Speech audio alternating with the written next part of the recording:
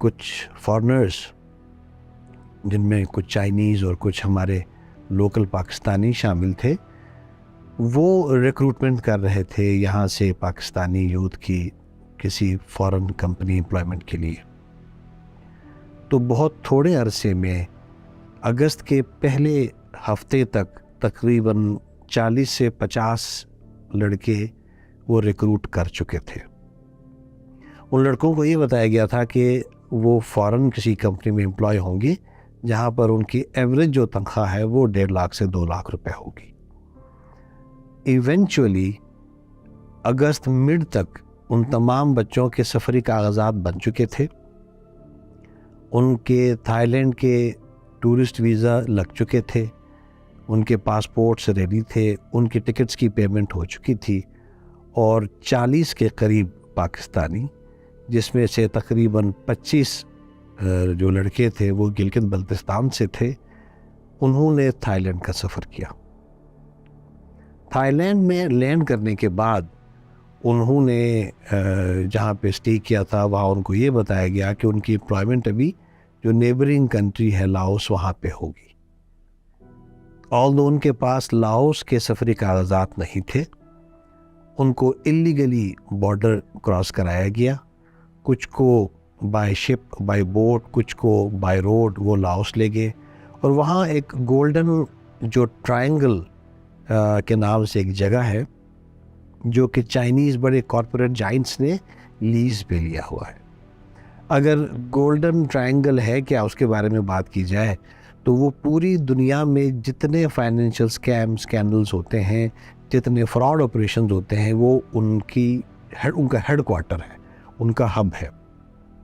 Unfortunately یہ 40 پاکستانی تھے، وہ اللیگلی اس گولڈن ٹرائنگل میں چلے گئے، اور وہاں پر چائنیز جو کمپنیز تھے انہوں نے ان کو انیشلی ٹریننگ کے بعد اسی اسکیمز اور فراڈ کے کام پر لگا دیا۔ آپ یہ سمجھیے کہ وہاں پہنچنے کے بعد ان سے پاسپورٹ لیے گئے، کیونکہ وہ اللیگلی اس جگہ تک پہنچے تھے تو وہاں سے نکلنے کا کوئی طریقہ نہیں تھا، تو وہ ایکچولی ان کے غلام بن کر ان کے جس طرح بیگار کیمپ میں مزدور ہوتے ہیں ان سے 18 گھنٹے کم سے کم 16 گھنٹے کا کام انہوں نے لینا شروع کیا، اور اگر ان سے کام نہ ہوتا تو they were subject to torture۔ یہ کہانی تقریباً اگست مڈ میں جب یہاں پاکستان تک پہنچی تو ظاہر ہے ان کے جتنے خاندان کے افراد تھے سب میں تشویش ہوئی۔ اب اس میں بدقسمتی یہ تھی کہ پاکستانی سفارت خانہ تھائی لینڈ میں ہے، اور اس کے علاوہ ارد گرد جتنے ممالک ہیں وہاں پہ سفارتی پریزنس یا ڈپلومیٹک مشن نہیں ہے۔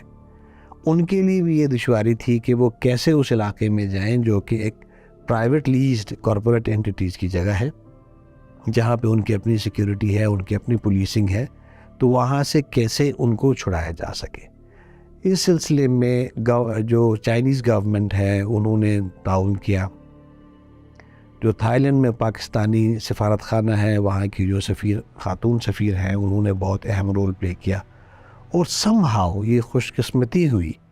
کہ وہ لڑکے کوئی 40 دن کوئی 35 دن کے بعد پاکستان واپس آئے، اور جب وہ پاکستان واپس آئے تو ان کے پاس وہ کہانیاں سنانے کے لیے تھیں جو کہانیاں سن کر بندہ پریشان ہو جاتا ہے، ان کے رونگٹے کھڑے ہو جاتے ہیں کہ یہ کیسے خطرناک سچویشن سے یہ لوگ بچ کر واپس اپنے ملک آئے۔ اس میں ایک اور افسوسناک بات یہ تھی کہ ان میں کچھ ینگسٹرز وہ تھے جو ڈسپائٹ دا ٹارچر،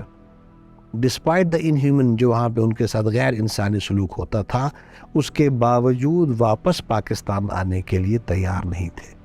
ایک تو ان کی وجہ یہ تھی کہ چلو وہاں پہ جو بھی ہے کم از کم کھانے پینے کو مل رہا ہے، دوسرا واپس آ کے وہ اپنے خاندان والوں کو کیا جواب دیں گے، تیسرا کہ ہو سکتا ہے ان کے خلاف کوئی قانونی کوئی تعدیبی کارروائی بھی ہو، تو اس ڈر سے تو بہرحال یہ پاکستانی جو ڈپلومیٹک مشنز تھی ان کی محنت سے ممکن ہوا کہ وہ بخیریت واپس اپنی فیملیز تک پہنچ گئے۔